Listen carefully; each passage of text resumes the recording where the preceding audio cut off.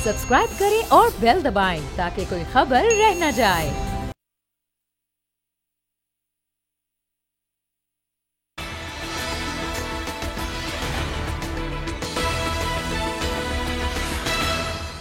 बिस्मिल्लाहिर्रहमानिर्रहीम, अस्सलाम वालेकुम नाजरीन। प्रोग्राम अब बात होगी में मैं हूँ आपकी मेज़बान आमना खटाना। इस प्रोग्राम में मेरा साथ देंगे नज़ीर लगारी साहब, सीनियर तज्ज़ियाकार, और उनके हमरा आमिर ज़िया साहब, सीनियर तज्ज़ियाकार मेरे साथ मौजूद हैं। और नाजरीन, इससे पहले कि हम अपने प्रोग्राम का बाकायदा आगाज़ करें, सबसे पहले हम बात करेंगे एक अफसोसनाक वाक़े की जिसको तकरीबन 4 से 5 रोज़ गुजर गए हैं, और वो है यूनान के साहिल पर वो कश्ती डूब जाना जिसमें तकरीबन 310 पाकिस्तानी मौजूद थे। कई अफराद ऐसे हैं जो कि जा बहक हो चुके हैं और कुछ की तलाश अब भी जारी है। कई ऐसे अफराद हैं, कई ऐसे ख़ानदान हैं जो कि उजड़ गए हैं। ऑब्वियसली जब आप रोज़गार की तलाश में अपने वतन अज़ीज़ को खैरबाद कह के किसी परदेस मुल्क के जाने के लिए कोशिश करते हैं और वहाँ जाने की बजाय आप रोज़ मुआश हासिल करने की बजाय आप अपनी ज़िंदगी ही हार दें, तो यकीनन एक बहुत बड़ा ये सानहा है। और इस पर वज़ीर आज़म शहबाज शरीफ ने अब 4 रुकनी कमेटी कायम कर दी है 5 रोज़ बाद, और साथ ही साथ यौम सोग का ऐलान किया गया है। कल मुल्क भर में इस सानहे को लेकर यौम सोग होगा। लेकिन नाज़रीन, मसला ये है कि मुल्क में इस वक्त इतनी डेस्परेशन, इतनी फ्रस्ट्रेशन क्यों पाई जा रही है। उसकी रीज़न हम सबके सामने है, जो कि इस वक्त इकॉनमी की सूरत हाल है। हम ये देख रहे हैं कि बहुत सारे लोग ऐसे हैं जो बेरोज़गार हैं, जो कि मुल्क में कोशिश करते हैं कि वो रोज़गार का ज़रिया तलाश कर सके, लेकिन उनको वो ज़रिया नहीं मिलता। जब आपको अपॉर्चुनिटीज़ इतनी महदूद कर दी जाएंगी तो आप कोशिश करेंगे कि आप चाहे गैर कानूनी तरीके से, लेकिन परदेस में जाके वो तकालीफ भी बर्दाश्त करने के लिए आप रेडी होंगे, आप तैयार होंगे हर तरह से। और फिर उसके बाद हम ये देखते हैं कि ऐसे लोग जो कि इस कारोबार में मुलव्वस हैं, ऐसे अफराद, ह्यूमन ट्रैफिकर्स जिनको हम कहते हैं, इंसानी स्मगलिंग में जो मुलव्वस हैं, उनका कारोबार तो चमकता है। लेकिन ऐसे बहुत सारे अफराद, ये सिर्फ इस बार का हादसा नहीं है, ऐसे कई माजी में आप उठा कर देख लें, आपको कई वाक़यात मिलेंगे जिसमें कई अफराद ऐसे हैं जो कि परदेस में जाने के लिए हमें डेस्परेट नज़र आते हैं, लेकिन वो अपनी ज़िंदगी हार बैठते हैं। उस सफ़र में ही उनका सफ़र तमाम हो जाता है। तो इस सारी सूरत हाल में हम बात करेंगे कि नौबत यहाँ तक आई क्यों कि हमें यहाँ से जाना पड़े, और फिर वो गैर कानूनी तरीके से जाना पड़े। क्या ऐसे लोग जो इनको इस कारोबार में मुलव्वस हैं और जो ऐसे एजेंट्स जो इनको भिजवा रहे हैं, इनकी सरपरस्ती कौन कर रहा है, कौन इसका जिम्मेदार है? क्यों हमें अब इस वक्त पहुँच कर, जब इतना बड़ा सानहा पेश आ गया, उसके बाद हमें एक तहकीकात और एक ट्रैक डाउन करने की ज़रूरत पड़ी, ऐसे लोगों के खिलाफ तहकीकात करने की, और उनको अब जैसे वज़ीर आज़म शहबाज शरीफ कह रहे हैं कि इनके खिलाफ कार्रवाई की जाएगी, पहले इसकी रोकथाम के लिए इक़दाम क्यों नहीं किए गए? इस तमाम सूरत हाल पर हम बात करेंगे। नज़ीर लगारी साहब, समझते हैं कि ये नौबत यहाँ तक पहुँची ही क्यों? ऐसे अफराद जो, अब हमने देखा कि पहले भी एक रिपोर्ट आई थी 2022 में जिसमें 8 लाख पढ़े लिखे नौजवान मुल्क छोड़कर पाकिस्तान से बाहर चले गए, और उसके बाद से अब तक हम देख रहे हैं कि लातादाद ऐसे लोग मौजूद हैं जो कि एम्बेसीज के बाहर मौजूद होते हैं और अपनी एप्लीकेशन लेकर पहुंच रहे हैं कि हमें यहाँ से निकलना है। और फिर एक ऐसे लोग जो गैर कानूनी तरीके से जा रहे हैं, उनकी तो तादाद तो हमें पता ही नहीं है। तो ये कि हर दौर में होता रहा है, और हर दौर जो है वो पिछले दौर से ज़्यादा बुरा होता है। और ये जो कुछ हुआ है, मुझे एक वाक़या याद आ रहा है, 1979 या 80 का है वाक़या। ये लीबिया में कहा गया था कि जनाब वहाँ लीबिया के लिए लोग भर्ती किए जा रहे हैं, सिक्योरिटी गार्ड्स के लिए या इस तरह की किसी जॉब्स के लिए। तो सैकड़ों नहीं, हज़ारों लोगों को भर्ती किया गया, वहाँ ले जाया गया, वहाँ पहुँचाया गया, और जो शराइत लागू की थी वो शराइत ही नहीं थी, और मालूम हुआ कि उनको तो किसी और ही काम के लिए लेकर गए हैं। और उनको कहा गया है कि आप जनाब हमारी आर्म फोर्सेस की ट्रेनिंग करें, और ऐसे इलाकों में करें जिनका टेम्परेचर पाकिस्तान के किसी भी इलाके से ज़्यादा गर्म था, इसलिए कि सहाराए सेना जो है वहाँ पर तो आदमी के लिए सांस लेना भी दो भर होता है। तो वो चूँकि सिक्योरिटी के लोग थे और साबिक सिक्योरिटी के लोग थे, फिर उन्होंने अप्रोच किया, किसी ना किसी तरीके से वो फरियाद पहुँची चीफ मार्शल एडमिनिस्ट्रेटर के पास, जो उस वक्त ज़ियाउल हक थे, उनके पास पहुँची। फिर उन्होंने कहा कि इनको वापस लाया जाए। फिर उनको वापस लाने के लिए कोई तरीक़ाकार अख्तियार किया गया। आखिरकार उनमें से कुछ लोग वापस आ गए या कुछ लोग नहीं आ सके। फिर पकड़ा भी कौन था ये जो भर्तियां कर रहा था? मालूम हुआ कि एक शख्स था, उसको पकड़ा गया, उसके भाई को पकड़ा गया, बाकायदा मिलिट्री कोर्ट में केस चला, बाकायदा उन्हें सजाएं हुई और भारी सजाएं हुई, और जुर्माना ये हुआ कि उनकी तमाम जायदाद की जब्ती का हुक्म जारी हुआ, और वो एक दिन के लिए भी जेल नहीं गया। نہ اس کا بھائی گیا، اور 1 روپیہ بھی اس سے نہیں چھینا گیا، نہ لیا گیا، نہ ضبط کیا گیا. وہ وہاں سے کسی اور ملک میں شفٹ ہو گیا. اب اس کی اولاد جو ہے وہ عیش کر رہی ہے اس ملک کے اندر، اور اس ملک کے اندر اقتدار میں مزے لوٹے ہیں. ابھی پچھلے دور میں وہ اقتدار میں ایک بڑے منصب پر تھے، اور سب کچھ ان کے دسترس میں تھا، سب کچھ ان کے ہاتھ میں تھا. جس طرح چاہتے، جس طرح سے ملک کا فیصلہ کرتے، وہ ملک کا فیصلہ کرنے کے اختیار مجاز بنے ہوئے تھے. تو آپ کا یہ خیال ہو کہ اس طرح کی کاروائیاں یا یہ جو بنے ہیں انکوائری کمیشن والے، یہ صرف آنکھوں میں دھول جھونکنے کے برابر ہے؟ میں ذاتی طور پر آپ سے اس صدمے کا اظہار کرتا ہوں کہ یہ آپ کے ہی علاقے کے لوگ تھے جو اس سارے افسوسناک سانحے میں اپنی جانوں سے گئے ہیں. جی یہ کشمیر کے اس علاقے کے لوگ ہیں جو آلموسٹ ان میں سے بہت سے لوگ برطانیہ میں تو ویسے بھی ہیں، بڑی آبادی برطانیہ کی جو ہے وہ وہاں پر رہ رہی ہے کشمیر سے. اور یہاں لوگ جو جاتے ہیں بیرون ملک یورپ میں، اور خاص طور پر یورپ کے جو مرکزی علاقے ہیں، فرانس ہے، اٹلی ہے، جرمنی ہے، اسپین ہے، یہاں پر آپ کو گجرات اور منڈی بہاؤدین کے لوگ اور میرپور کے لوگ ملیں گے. اور ان میں خاص بات یہ ہوگی کہ وہ سیلف میڈ ہوتے ہیں اور وہاں پہنچتے ہیں. جس طرح سے یہ پہنچتے ہیں، جتنے پیسے دے کر، آپ کو پتہ ہے کہ ایک شخص جو ابھی اس واقعے میں جو جان سے گئے ہیں، 23 لاکھ روپے ایک شخص نے دیے ہیں. 23 لاکھ روپے. یار آپ اگر رائٹ راستہ بھی لیتے ہیں، اگر آپ ویزا بھی لگواتے ہیں، وزٹ ویزا لگواتے ہیں اور اس طریقے سے جاتے، تب بھی یہ سب کچھ نہ ہوتا. اور پھر آپ نے وہاں جا کر کون سا، جب انلیگل جا رہے ہیں تو انلیگل ہی گم ہوں گے، وہاں پھر کوئی طریقہ اختیار کریں گے، وہاں کے قوانین کا کوئی فائدہ اٹھائیں گے اور وہاں سے جا کر بن جائیں گے. یہ بھی ہوتا ہے کہ لوگ بن جاتے ہیں، لیکن اس طرح کے جو واقعات ہوتے ہیں وہ تو آپ کو ہلا کے رکھ دیتے ہیں. یہ ظاہر کرتا ہے کہ آپ کا سوشو اکنامک سسٹم اتنا کمزور، اتنا بیکار، اتنا اذکار رفتہ اور اتنا بالکل بیکار ہے کہ آپ اس سے کچھ لے نہیں سکتے ہیں. یہ سسٹم آپ کو دے کچھ نہیں رہا ہے. اور یہ نتیجہ یہ ہے کہ لوگ اپنے گھروں کو چھوڑتے ہیں، فیملی کو چھوڑتے ہیں، بال بچوں کو چھوڑتے ہیں، بہن بھائیوں کو چھوڑتے ہیں، ماں باپ کو چھوڑتے ہیں، اور صرف اس بات کے لیے کہ شاید کوئی آسرا ملے. وہ آسرا نہیں ملتا ہے، پھر موت ملتی ہے. اور جن کو آپ نے کہا نا خواب لے کر جا رہے تھے، خواب تو مر ہی گئے، خواب دیکھنے والے بھی مر گئے. بالکل سب کچھ ختم ہو گیا ہے. اور جو ہے وہ اس حالت میں آپ کو ان کی لاشیں پتہ نہیں ملتی ہیں کہ نہیں ملتی ہیں، ہمیں نہیں معلوم. نوجوان نسل عامر ضیاء صاحب کیوں اتنی مایوس ہو چکی ہے، وطن عزیز سے یہاں پر کام کرنے کے لیے تیار نہیں، اور ایسے غیر قانونی راستے اپنائے جا رہے ہیں کہ جس میں اتنے زیادہ آپ کی لائف سٹیک پہ لگ جاتی ہے، اتنے زیادہ خطرات ہیں؟ ایک تو بات یہ کہ جیسے لغائی صاحب نے بڑا میرے خیال میں سیاق و سباق کے ساتھ کہا کہ پہلا واقعہ نہیں ہے، یہ ہوگا. بالکل. اور مطلب ہے یہ ایک انگنت واقعات ہو چکے ہیں، اور اسی طرح کی کمیٹی بنتی ہے. ہم میڈیا کے لوگ ایڈمٹ کریں کہ ہم 2-4 دن بات کریں گے، پھر ہم کسی اور ایشو پہ چلے جائیں گے. ہمارے حکمراں جو ہیں ایک آدھ اسٹیٹمنٹ دیں گے، ایک آدھ بیان دیں گے، پھر وہ بھی بھول جائیں گے. تو اس چیز کا تدارک ہوتے ہوئے مجھے نظر نہیں آتا اس مسئلے کا، کیونکہ جس طرح کی براڈر ہمیں اس کی ضرورت ہے، اصلاحات کی ضرورت ہے، وہ ہمارے ایجنڈے پہ نہیں ہے.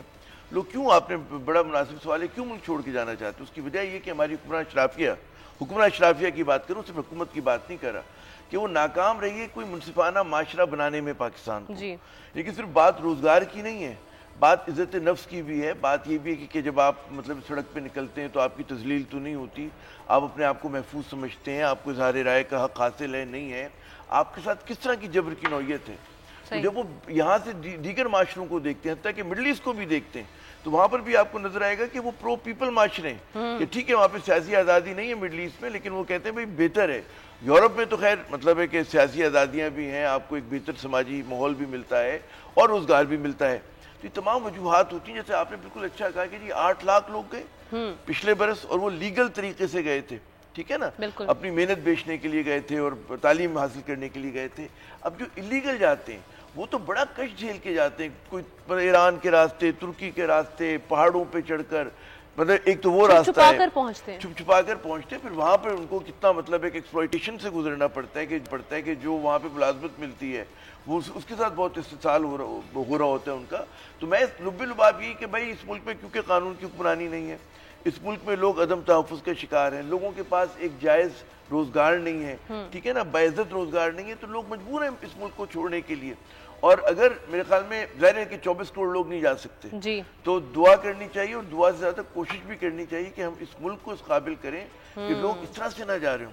بالکل ایسا تو یہ تو وہ ہے کہ اس پہ آپ کیا اظہار خیال کریں گے. وہ پوری دنیا کے میڈیا پہ آ رہا ہے کہ جی کیا کوریج ہو رہی ہے، لیکن ہم لوگ سوائے الفاظ مردہ الفاظ کے ڈھیر ہم لگا سکتے ہیں. ایگزیکٹلی اللہ کرے اس ملک میں ایسے وسائل پیدا ہو جائیں اور مسائل کا تدارک ہو تاکہ ایسے جو سانحات ہیں وہ جنم ہی نہ لیں.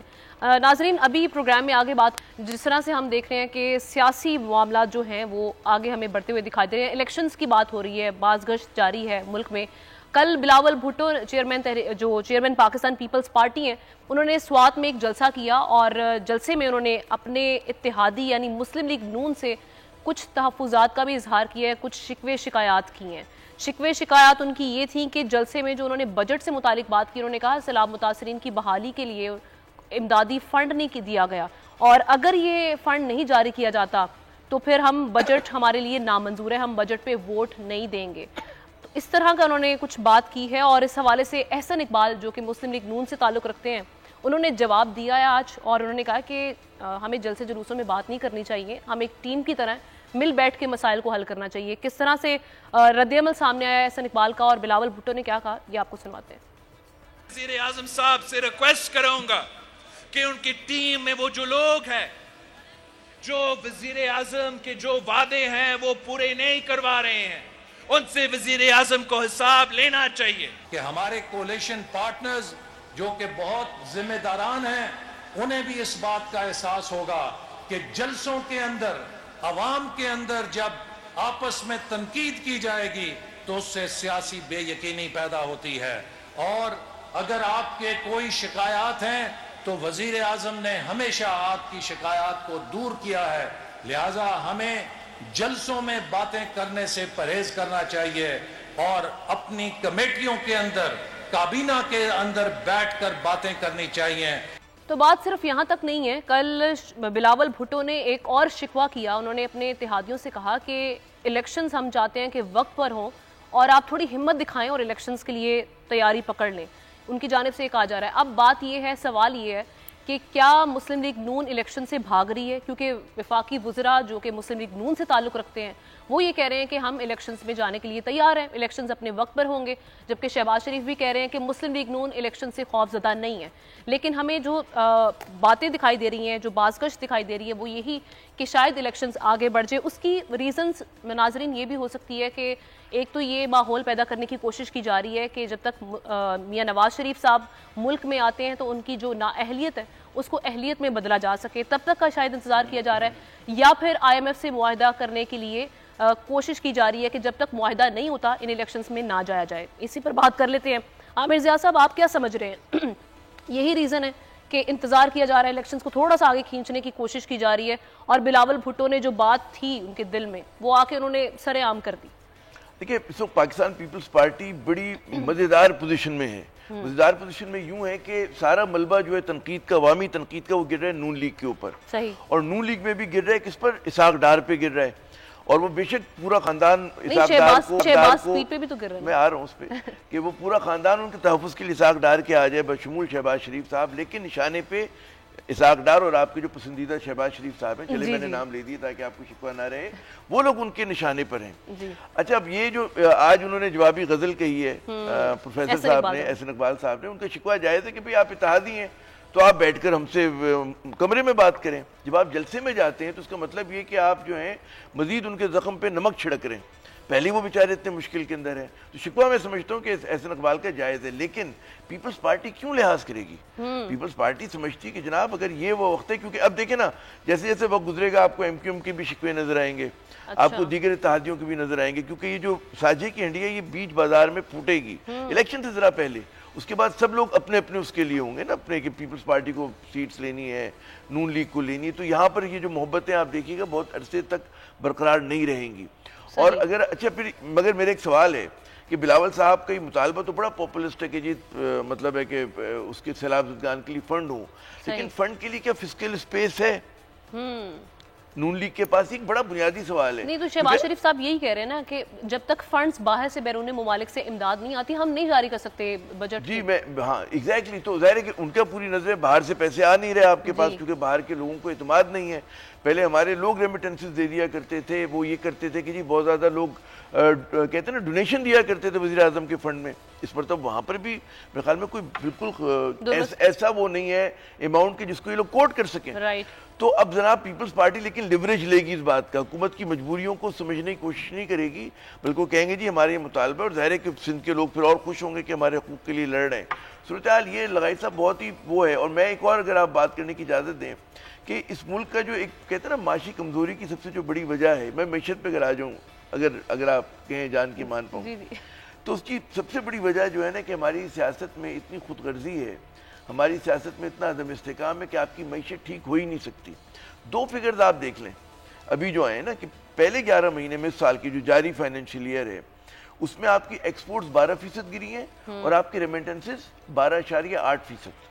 ٹھیک ہے نا, اگر مستحکم حکومت ہوتی ہے ہم 1.1 بلین ڈالر کے لیے ہاتھ پیر جوڑ رہے ہیں IMF کے, لیکن اگر اس کو آپ ٹرانسلیٹ کریں تو it is more than 7.1 billion dollars جو ہم لوگوں نے کم کیے گزشتہ سال کے مقابلے میں.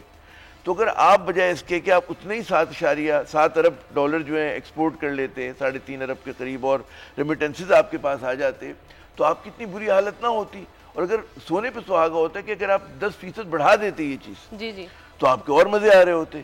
تو جناب کیونکہ ہماری اس حکومت نے اس پہ کنسنٹریٹ ہی نہیں کیا, انہوں نے مطلب کہا جی پورا زور ہے IMF کے اوپر, انہوں نے یہ نہیں کہا میں ایکسپورٹ بڑھانی ہے, انہوں نے یہ نہیں کہا ریمیٹنسز. اسحاق ڈار نے بلیک منی کی پوری ایک مارکیٹ کریٹ کر دی کہ ڈالر جو ہے آپ کو جب اتنا فرق آ گیا ڈالر کی ایک لیگل مارکیٹ کے اندر, اوپن مارکیٹ میں اور انٹر بینک میں اور بلیک مارکیٹ میں, لوگ بھیج ہی نہیں رہے. تو کیونکہ نہیں بھیج رہے اس کی وجہ سے لغائی صاحب بڑی مشکل میں ہیں. اور یہ بلاول صاحب کتنے شکوہ کریں لیکن جی اب ٹریڈ نہیں کرتے ہیں, اب ٹریڈ کرتے نہیں ہیں, آپ کی ٹریڈ ہوگی بھی نہیں, آپ کے ٹارگٹ بھی نہیں ہے, آپ پڑوسیوں کے ساتھ تو بات کرنے کو تیار نہیں ہیں. بھائی میں ہمیشہ اس بات کا وکیل رہا ہوں کہ آپ کے جو بیسک ایشوز ہیں, کشمیر ہے, واٹر ہے, ان کے اوپر کوئی کمپرومائز نہ کریں. پھر ہم اس طرف ٹریڈ بھی نہیں کر رہے ہیں, اور اتنی بڑی مارکیٹ کو ہم نے بھی چھوڑ رکھا ہے, اور اس نے بھی ظاہر ہے وہ بھی نہیں, ہمارے ساتھ کوئی ٹریڈ تو کر نہیں رہا ہے.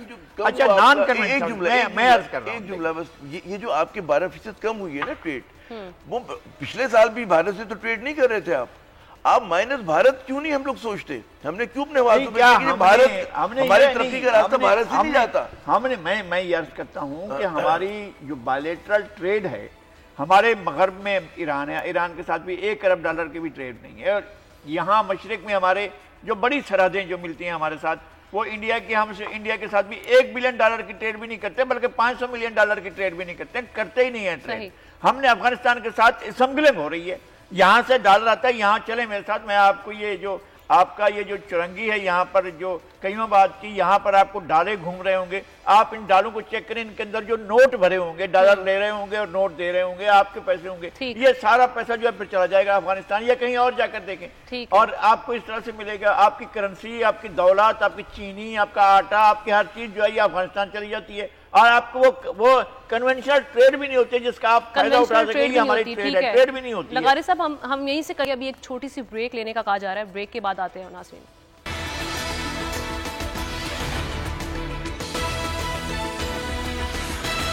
ویلکم بیک ونس اگین ناظرین. اس سے پہلے ہم بات کر رہے تھے کہ اب ہمیں دکھائی یہ دے رہا ہے کہ اتحادی حکومت میں کہیں نہ کہیں اختلافات شروع ہو چکے ہیں. پیپلز پارٹی جس طرح سے اس کی برملا اظہار کر چکی ہے, ہم یہ دیکھ رہے تھے کہ کل سندھ اسمبلی میں جو اجلاس ہوا اس میں مراد علی شاہ صاحب بھی کافی بولے ہیں. انہوں نے کہا کہ سندھ کے لیے اسکیمیں نہ رکھی گئیں تو وفاق کے ساتھ ہمارا چلنا مشکل ہو جائے گا, علیحدگی کی جا سکتی ہے. صرف یہ نہیں بلکہ ایسی اطلاعات بھی آ رہی ہیں کہ جو باغ میں الیکشن ہوا, ضمنی الیکشن, اس میں ہم نے بلکہ دیکھا کہ ہنا پرویز بٹ جو مسلم لیگ نون سے تعلق رکھتی ہیں, انہوں نے باقاعدہ ایک ٹویٹ کیا, اس میں لکھا کہ جی پاکستان پیپلز پارٹی نے دھاندلی کی ہے, اس الیکشن میں دھاندلی سے جیتی ہے, اور ہم اس الیکشن کا جو نتائج ہیں اس کو مسترد کرتے ہیں.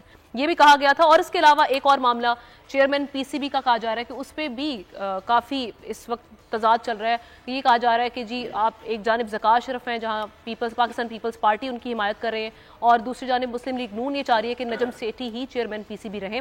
تو بہت سارے معاملات ہیں. ان میں کل پیر کو وزیر اعظم شہباز شریف کی زیر صدارت ایک اجلاس ہوگا اور دور کی جائیں گی پاکستان پیپلز پارٹی کے جو تحفظات ہیں. بلاول بھٹو اس اجلاس میں شریک ہوں گے. نہ صرف پاکستان پیپلز پارٹی اور مسلم لیگ نون کے اختلافات چل رہے ہیں بلکہ مسلم لیگ نون کے اندرونی اختلافات بھی اب ہم دیکھ رہے ہیں کہ زور پکڑتے دکھائی دے رہے ہیں.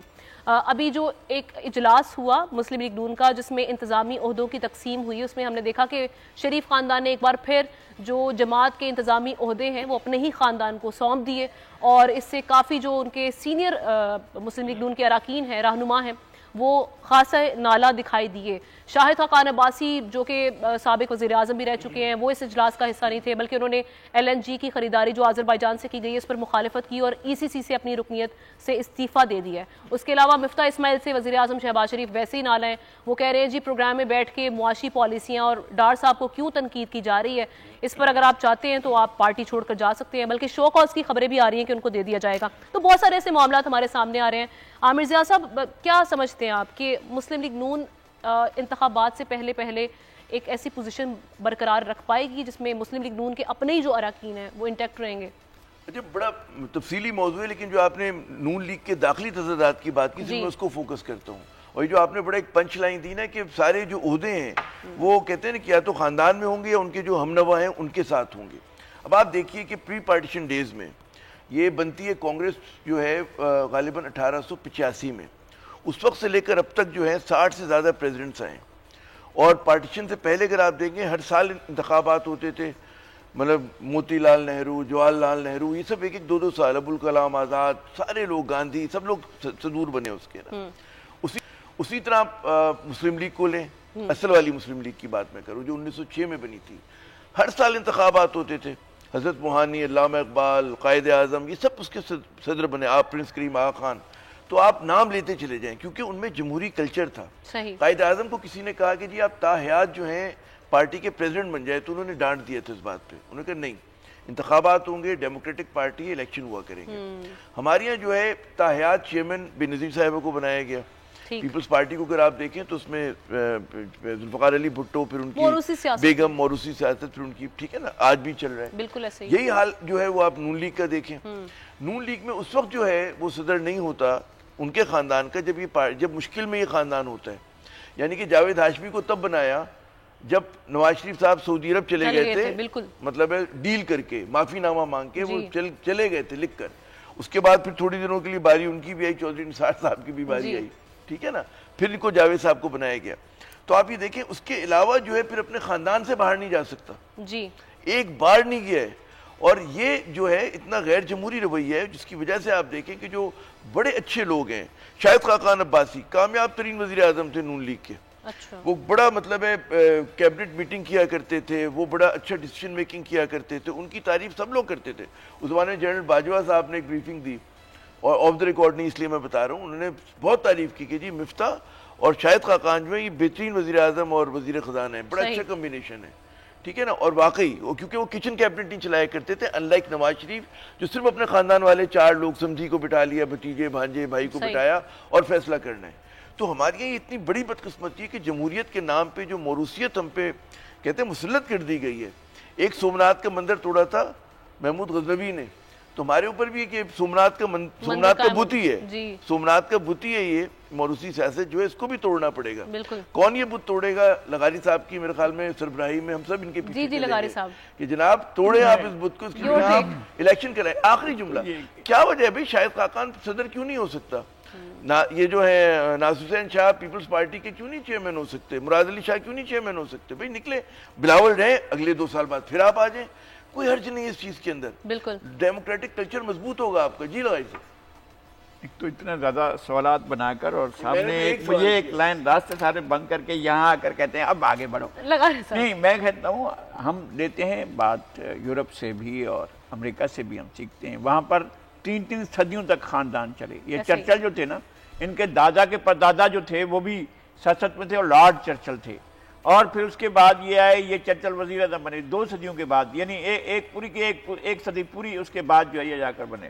اور یہ جو انہوں نے مثال دی ہے نہرو خاندان کی، ایک ہی وقت میں باپ جو ہے وہ صدر تھے کانگریس کے اور بیٹا جو سیکریٹری جنرل تھے، ایک ہی وقت میں تھے، دونوں کے دونوں، موتی لال صدر تھے اور جواہر لال جو ہیں وہ سیکریٹری جنرل تھے۔ الیکشن بھی ہوا، ان کو بھی الیکشن کرانے چاہیے، میرے خیال میں الیکشن ہوئے ہیں، اگر کوئی مقابلے میں نہیں آتے تو بلا مقابلہ ہوئے نا، بلا مقابلہ ہوئے، کسی نے جرت نہیں کی سامنے۔ اور دوسری بات یہ ہے کہ نہیں، میں سمجھتا ہوں کہ خاندان کی اتنی بڑی وہ نہیں ہونی چاہیے، لوگوں کو ایک جمہوری رویہ اختیار کرنا چاہیے۔ جو غیر جمہوری افراد، گروہ، ادارے ہیں وہ اپنی کاشتکاری کرتے ہیں اور ظاہر ہے کہ وہ 2 دن میں سب کو نکال کر پھینک دیں گے.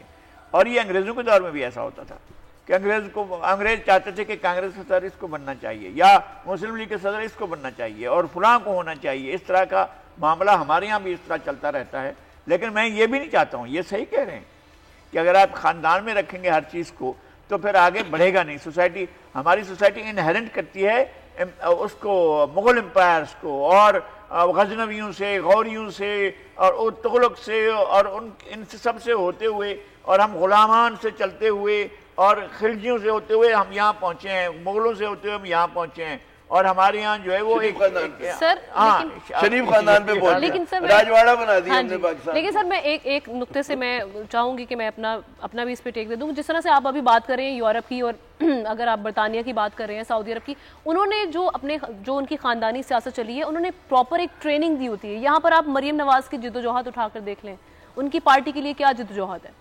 یا اگر جو میرے خیال میں جو میرٹ پر جنہوں نے جدوجہد کی، جن کی سیاسی ایک رہی ہے تربیت. ہماری کچھ فکری مغالطے ہیں، وہ کہتے ہیں جی بش خاندان ہے، بش خاندان باپ بھی بنا، بھائی بھی ہے، بیٹا بھی بن گیا نا صدر. لیکن وہ یہ نہیں ہوتا کہ ریپبلکن پارٹی ان کی میراث ہو. وہ ٹھیک ہے، وہ دوبارہ پارٹی باپ لڑا الیکشن، اس کے بعد بیٹے نے اپنی جدوجہد کی اور وہ جیت گیا الیکشن. الگ الگ ہے. وسٹن چرچل کا بھی یہی ہوا تھا. یہ نہیں ہوا تھا کہ وہ کنزرویٹو پارٹی اس کی ہو گئی تھی، وہ تو خیر پارٹیاں بڑی بدلی ہیں نا اس نے، کبھی لیبر میں ہوتا تھا، کبھی کنزرویٹو پارٹی میں چرچل صاحب ہوا کرتے تھے. تو ان کے باپ دادا الگ سیاست کرتے تھے، وہ الگ سیاست کرتا تھا. لیکن یہ نہیں ہو رہا تھا کہ اس کو یہ ہوا کہ جی خط نکلا اور بھائی اب آپ جو ہیں پارٹی کے چیئرمین ہو گئے، تاحیات ہو گئے. اس کے بعد وہ، لیکن آپ نے دیکھا چرچل ہارا پھر الیکشن، کنزرویٹو پارٹی سے نکال دیا گیا. اچھا یہاں پر آپ دیکھیں اندرا گاندھی نے ایک کام کیا تھا. نہرو نے کیا کیا کہ نہرو نے جب وہ وزیر اعظم تھے نہرو صاحب، تو انہوں نے کہا کہ میں پارٹی کے صدر نہیں بنوں گا، اور یہی کیا انہوں نے. اندرا گاندھی نے دونوں عہدے اپنے پاس رکھے اور ان کے پیریڈ سے آپ دیکھیں کہ نہرو میں وہ ڈائنسٹی چلی جس کی وجہ سے کانگریس نے سفر کیا. بی جے پی کیوں زیادہ وائبرنٹ پارٹی ہے؟ کیونکہ اس میں موروثی سیاست نہیں ہے. عام آدمی پارٹی انڈیا میں کیوں وائبرنٹ ہے؟ کہ بھائی موروثی سیاست نہیں. ایک آدمی اٹھتا ہے زمین سے، مڈل کلاس کا، لوور مڈل کلاس کا، وہ چلا رہے ہیں. تو ہم لوگ جب تک، اچھا ہم جیسے لوگ جب تک اٹھائیں گے نہیں نا یہ معاملہ، پھر بات بنے گی نہیں ہے. تو ہم تسلیم کر لیں، ہمیں کاشتکاری بند کی یار، گملوں میں اگانا سیاستدانوں کو بند کریں. میں آپ کے ساتھ کھڑا ہوں گا. سیاستدان گملوں میں بنائے جاتے ہیں یار، یہ کوئی طریقہ نہیں ہے کہ پنیری تو الگ الگ ہونا. آپ نہیں، یہ نہیں تو الگ الگ کیا ہوتا ہے. آپ اگر گملوں میں سیاست لگا کر پودا لگا دیتے ہیں، ہم نیا لے لیں. نیا لانے کا مطلب یہ کیا بات ہوئی؟ آپ نے بھائی فوسٹر ڈولاس فیملی 3 صدیوں تک چلتی ہے. 18ویں صدی میں، 19ویں صدی میں، 20ویں صدی میں چلتی ہے امریکہ کے اندر جو ہے اس کی فوسٹر ڈولاس کی فیملی، اور وہ چلتے رہتے ہیں. مطلب پہلے نانا تھا وزیر خارجہ، پھر اس دادا تھا وزیر خارجہ، پھر پردادا تھا وزیر خارجہ، پھر خود وزیر خارجہ، پھر اپنی نگرانی میں پاکستان میں آ کر مارشل لا لگوایا، اپنے موجودگی میں اپنے ساتھ جا کر. اور پہلا مارشل لا پاکستان کا لگایا جان فوسٹر ڈولاس اور ایلن فوسٹر ڈولاس، دونوں بھائی، ایک وزیر خارجہ تھا، ایک CIA کا سربراہ تھا. دونوں کے دونوں آئے اور آ کر انہوں نے مارشل لا لگوایا اور خود نگرانی کی. اسکندر مرزا سے خود صدر دستخط کروائے استعفے پر، اور پھر ایوب خان کے حوالے کر کے ملک جو ہے وہ چل دیے. اور پھر یہ سلسلہ جو ہے یہ تو چل رہا ہے نا دنیا کے اندر. ٹونی بین تھا، ٹونی بین کا باپ جو ولیم بین تھا وہ تھا وزیر ہند جب آپ نے گولمیز کانفرنس کی، پھر وہ بنا 10 سال کے لیے وزیر اعظم اور 50 سال ممبر پارلیمنٹ رہا. پھر اس کا بیٹا جو ہیلری کلنٹن ٹونی بلیئر کی حکومت میں. بڑا فرق یہ ہے کہ ان کو ہر بار ان کے نئے بچے کو نیا سفر شروع کرنا پڑتا ہے. یہ نہیں ہوتا وہ پورے پروسیس سے گزرتے ہیں، وہ ٹریننگ سے گزرتے ہیں. گمان ہے آپ کا، گمان ہے آپ کا نہیں. مطلب یہ ہے کہ پولیٹیکل ہیرارکی چل رہی ہوتی ہے اور اس کے ساتھ ہی چیزیں چل رہی ہوتی ہیں. ایسا نہیں ہے کہ جناب وہ اجنبی باہر سے آ کر اجنبیوں کی طرح آ کر پیچھے سب میں بیٹھ جاتے ہیں. مفتاح اسماعیل کو پارٹی سے نکال دینا چاہیے اور شاہد خاقان عباسی کو نکال دینا چاہیے پارٹی میں. ایسے لوگوں کو جو پارٹی میں بیٹھ کر بات کرنے کے بجائے جا کر میرے مجمع میں جا کر بات کرتے ہیں تو انہیں پارٹی میں ہونا ہی نہیں چاہیے. اگر پارٹی میں اس کا سربراہ ہوں تو اب تک نکال چکا ہوتا ہے. نہیں ہونا چاہیے اس کو پارٹی. اچھا ان بیچاروں نے کیوں بات کرنا؟ یہ سوال آپ نے اٹھا رہے کہ وہ کیوں مجبور ہوئے پارٹی سے باہر بات کرنے کے لیے. اس کی وجہ یہ ہے کہ پارٹی میں سنوائی نہیں ہے. گملہ لگانے کی بات ہے، پھر اس کو گملہ بنایا جا رہا ہوگا. سر چلیں ایک اور چیز دیکھ لینا. یہ جو ابھی جس اجلاس میں انتظامی عہدے جس میں بانٹے گئے ہیں اس میں تو حمزہ شہباز بھی نہیں حصہ بنے اس کا. تو نہیں بنے حمزہ شہباز بھی ناراض تھے. تو ہوا کریں ناراض, جس کو بھی ناراض ہونا ہے گھر میں جا کر بیٹھے اور جا کر رہے. جمہوریت کی کیا بات, جمہوریت میں تو سنا جاتا ہے نا اختلافات کو. ٹھیک ہے, وہ گھر کے معاملات بھی اگر اجلاسوں میں بیٹھ کر طے کرتے ہیں تو طے کریں, ہمیں اس سے کیا کرنا ہے بھائی. تو سر پھر وہ پیپلز پارٹی والی بات پھر احسن اقبال صاحب کی بالکل ٹھیک ہے کہ آپ مجمع میں کھڑے ہو کر نہ کریں, کیونکہ آپ تو ہمارے ساتھ پارٹی کے اختلافات کو تو پہلے اپنے ہاؤس میں وہ کرنا چاہیے, آپ جا کر مجمع میں بات کریں. یہ تو کوئی بات ہی نہ ہوئی. چلیں ایک اچھی بات ہے پاکستان میں, مثبت بات یہ ہے کہ چلیں اب لوگ کم از کم موروثی سیاست پہ بات تو کر رہے ہیں نا. جی جی ہے نا, یہ تو اس کی تو اجازت دیں گے نا, آپ ہمیں کم از کم تڑپنے پھڑکنے کی تو اجازت دیں نا, مطلب مرنے سے پہلے مطلب گلا گھوٹ رہے ہمارا تو بھائی کچھ تو کرنے دیں نا. مفتہ صاحب نے بڑی اچھی بات کی. مفتہ صاحب نے کہا کہ یار جو وہاں پہ رولنگ ایلیٹ ہے امریکہ میں ہر 2-3 دہائیوں کے بعد بدل جاتے ہیں وہاں پر, کیونکہ ایک کہتے ہیں نا سوشل موبلٹی کا تصور ہے. تو راک فیلر اگر کبھی سیٹ ہوا کرتا ہے تو پھر اب آج دیکھیں بالکل نئے چہرے خاندان جو ہیں وہ وہاں پر دولت کو کنٹرول کر رہے ہیں. یہ اور جو اس کے پاس دولت ہوتی ہے اس کے پاس پولیٹیکل پاور بھی ہوتی ہے, ٹھیک ہے نا. تو امریکہ میں ٹرانزیشن آ رہا ہے, آفٹر ایوری 30-40 ایئرز نئے خاندان آ جاتے ہیں, کاروبار میں بھی وہ کیپٹلسٹ سسٹم ہے اور اس کی بدترین شکل ہے. ہمارے یہاں بدترین شکل ہے اس کی, اور خاندان وہی داؤد, وہی آدم جی, وہی مطلب وہی پرانے چلے جا رہے ہیں. بالکل ہماری تو کوئی تبدیلی نہیں ہو رہی. اچھا لیکن عامر زیاد صاحب ایک کریڈٹ پاکستان پیپلز پارٹی کو دینا بنتا ہے. بہت سارے بنتے ہیں, وہاں پر ایک دے رہی ہیں, وہاں پر اختلاف رائے کو کم از کم سنا جاتا ہے. جیسے ان پہ مفتاح اسماعیل کو اب شو کاز نوٹس جاری کرنے کا مسلم لیگ نون نے فیصلہ کر لیا ہے, شاہد خاقان عباسی کو بالکل سائڈ پہ کر دیا. لیکن یہاں پر ہم نے دیکھا کہ لطیف کھوسا صاحب اور اعتزاز احسن صاحب ایسی وائسز ہیں جو ان کا اپنا سٹانس ہے وہ سامنے رکھتے ہیں, لیکن پیپلز پارٹی نے مجھے نہیں لگتا کہ ابھی تک ان کے خلاف کوئی ایکشن اس طرح سے لیا. ناراض تو ہے لطیف کھوسا, جو میری اطلاعات ہیں جی لطیف کھوسا صاحب سے ناراض ہے ان کی پارٹی, اور ان کو یہ بتائیں گے زیادہ اچھا ان کو. نہیں وہ ابھی تک میرے خیال میں ان کے پاس کوئی عہدہ نہیں ہے, عہدے سے ہٹا دیا گیا, پارٹی کا عہدہ نہیں تھا. ایک زمانے میں سیکرٹری جنرل ہوا کرتے تھے, وہ اسی وقت ہی, ابھی تک کوئی جھگڑا نہیں ہوا تھا. وہ تو یا یہ انہوں نے اپنا مصطفیٰ نواز صاحب کو ہٹایا, کیا تھا مصطفیٰ نواز کھوکھر کو بھی ہٹایا گیا. مصطفیٰ نواز کھوکھر نے بھی پارٹی ڈسپلن کی خلاف ورزی کی تھی. کوئی بھی کرے گا پارٹی ڈسپلن کی خلاف ورزی تو اس کے خلاف کارروائی ہوگی. اور اعتزاز احسن صاحب ابھی پارٹی میں بنا خاندان مینشن کیے میں ایک واقعہ بتاتا ہوں کہ کہتے ہیں نا نوجوان یا نوجوان ایک بیٹھے ہوئے ہیں, ٹھیک ہے نا, ان کے سامنے کسی صوبے کے وزیر اعلیٰ آتے ہیں تو اس وقت تک بیٹھ نہیں سکتے جب تک ان کو اجازت نہیں مل جاتی. یہ یہاں پر یہ عجیب و غریب ہے کہ آپ کے مطلب ہے کہ بڑی عمر کے مطلب لوگ ہیں اور وہ ہاتھ باندھے کھڑے ہیں بالکل نوجوانوں کے. مریم صاحب بھی بہت نوجوان ہیں اور بلاول صاحب بھی بہت نوجوان ہیں, تو ان کے پیچھے ہاتھ باندھے کھڑے ہیں. یہ تو ٹھیک نہیں ہے, اور یہ واقعی اور لوگوں کو عزت دی جانی چاہیے. جملہ یاد آ گیا, سائیں تو سائیں, سائیں کا بیٹا بھی سائیں کی, سائیں تو سائیں, سائیں کی اولاد بھی آگے سائیں. لیکن ان کو بھی عزت دی جانی چاہیے. اور پھر بھی آپ دیکھیں کہ لوور کلاسز کے لوگ پھر بھی کسی نہ کسی حد تک پیپلز پارٹی میں آپ کو نظر آئیں گے. انور لالڈنگ اگلے دن یہاں پر ملنے کے لیے آتے ہیں تو اس پر ہونڈا 50 پر بیٹھ کر آتے ہیں, یعنی یہاں پر ہم سے اگر ملنے کے لیے آتے ہیں تو ان کے لیے وہ اپنی کوئی گاڑی نہیں ہے, وہ نہیں اس طرح سے آتے ہیں. اسی طرح سے کرشنا کماری آپ جانتے ہیں اس کو کس طرح سے لے سوسائٹی سے. پیپلز پارٹی کے اندر ایتھوس جو ہے وہ مطلب وہ کہتے ہیں کہ پرو ورکر ہیں اور لیفٹ کا ہے, لیکن اس میں بھی بڑے لوگ ہیں, اس میں کوئی شک نہیں ہے. بڑے دولت مند بھی آتے ہیں اور پھر یہ کہ دولت بنانے کے طریقے بھی وہ جانتے ہیں اور جس طرح سے بناتے ہیں وہ جس بھی پارٹی میں جائیں گے دولت بنائیں گے. مگر لبے لباب یہ ہے کہ پاکستان جیسے ملک میں ایک مڈل کلاس کی, لوور مڈل کلاس کی اور محنت کشوں کی پارٹی کی ضرورت ہے اور جس کی لیڈرشپ بھی انہی کے ہاتھ میں ہو, جہاں پر ہر سال یا ہر 2 سال بعد الیکشن ہوتے ہوں اور جہاں پنیری نہ ڈالی جا سکے, بس یہ ہے اصل مسئلہ. ہاں, اور پنیری اگر چلو کوئی لگا بھی رہا ہے تو کم از کم کیکر کے درخت کی نہ ہو, کسی اور گلاب کی ہو جائے, چنبیلی کی ہو جائے, کسی بہتر پودے کی ہو جائے نا. آپ انہی لوگوں کی پنیری لگا رہے ہو حکمران اشرافیہ میں سے لے کے کہ جو کہتے ہیں نا ٹرائیڈ ٹیسٹڈ اینڈ فیلڈ ہیں, جنہوں نے اس ملک کا بیڑا غرق کیا ہے. یہ جو ابھی ہم شروع میں بات کر رہے تھے نا کہ ہمارے بچے کیوں انلیگلی باہر جاتے ہیں, وجہ کیا ہے؟ ہماری حکمران اشرافیہ کی مجموعی ناکامی ہے. اس میں خاندان کی میں بات نہیں کر رہا, 75 سالوں سے جو ہم لوگ کر رہے ہیں.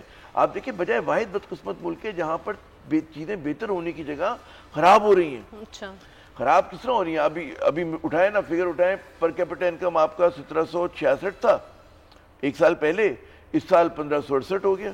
یعنی کہ کیا مطلب ہوا اس کا کہ آپ کی قوت خرید کم ہو گئی. آپ کے یہاں پہلے لوگ یاد کرتے تھے جی کراچی کی سڑکیں دھلتی تھی, کراچی صاف ستھرا ہوتا تھا, کراچی انحطاط ہو گیا. رول آف لا ہوتا تھا, بالکل نہیں رہا.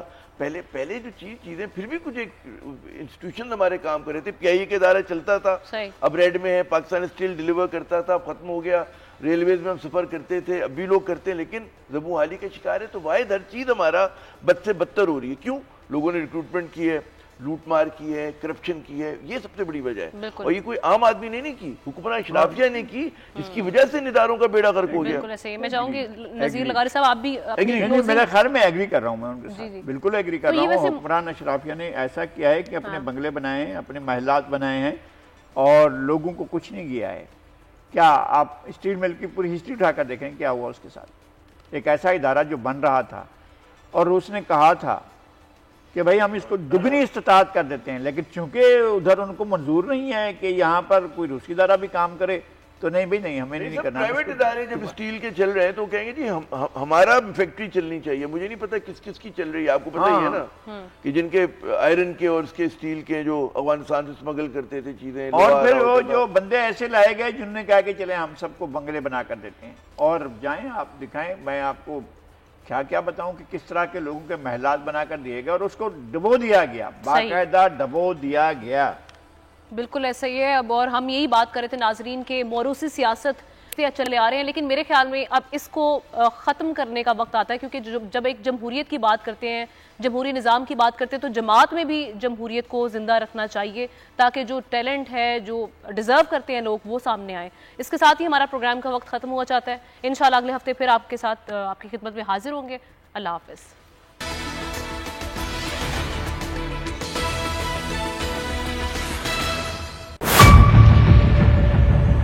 میئر کراچی کے انتخاب کی جنگ، بول نے پھر چھوڑ دیا سب کو پیچھے.